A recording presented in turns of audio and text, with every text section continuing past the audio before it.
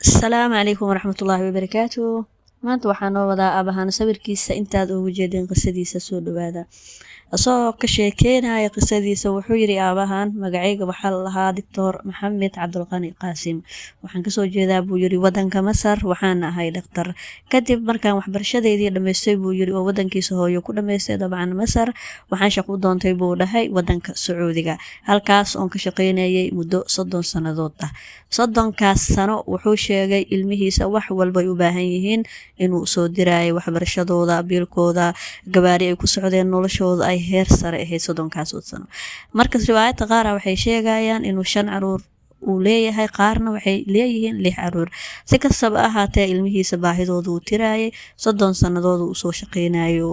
wax walba ay rabaan farta ka saarayay 30kii sano markay soo dhamaadeen kadib aabihii daadiisa waxay gaartay 69 sano wuxuuna go'aan ku gaaray inuu wadankiisa u soo laabto oo nasto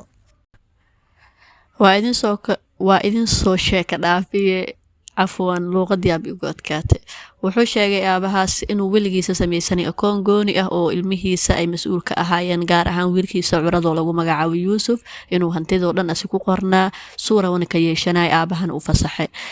marka wiilkaas 16 sano ka hor buu yiri wiilkayga jaamacadu dhameeyay anaa u guuriyay uu dhahay 3 caruur oo dhalay ilmihiisa biilkooda asi wax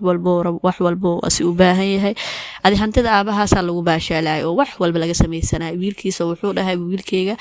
wuxuu bartay engineering maalinna ma shaqeeynin uu yiri hantidayda la isticmaalay kadib aabihii wadanku ku soo noqday ilaa waa qof 69 sano da'yar ma aha wuxuu rabay inuu wadankiisa ku nasto oo hantidu intaas oo dhan soo shaqeynayay guriyihiisa wixiisa intuu iska isticmaalo wadankiisa iska joogo bas markii la soo wada fadhiistay aabihii waxa la lahayd maxaa noo dhiibatay 1 shilin kuma hayno ka waran dhibaatadaas subhanallah ilmaha qaar in la dhalina dhaanto aabihii uu yaaway markaasuu indhaha taagay wiilkiisii wuxuu taagan yahay hantidan anaani ka mas'uul ahaa intaan oo sanan anaa ilaalinay guriyaha anaa ilaalinay wax walba anaa leh waxba inta kuma yaalaan halgeeni Allah ka dhigay bas aabihii markaasuu wareeray markaasuu waagu ku cadaaday wuxuu taagan yahay soo hantida awal aan la igama soo gaarin anaa ku dhiibtay waxayga hadan inay igu soo wareejisaa rabaa aan isla isticmaalno ani keligay marbiye wiilkiisana wuxuu baleeyahay 1 shilin iska raafay halgani oo dhaxda ka boqsan kuma hayno bas sheekadii waa lagu soo wada baxay wiilashii qaladka waa la saaray qalad saaris laakiin maxay tartaa wiilkii hantidii ku qoran aabaha ku wada saxiixay aabihiin hadda waa kay wax ma haysto banaacadu taagaya waxa la sheegay sawirkan dambe hadda intaan soo geliyo madaxa u duuban aabihii waxa la lahay dhig karaa maxaa la dhiga madaxa ku furme asaab iska tacbaanay xaaladiisa Allah caafiyo miskiinka sidoo kale qisooyinka qaar ee riwaayadka qaar waxay leeyihiin aabaha 3 wiil oo kala haysta oo yaani hooyadooda gooni ay tahay marka wiilkan wuxuu saas u sameynayo hantidan in wiilashaas kale ay la qaybsadaan uu diidooyaan riwaayad qaar leh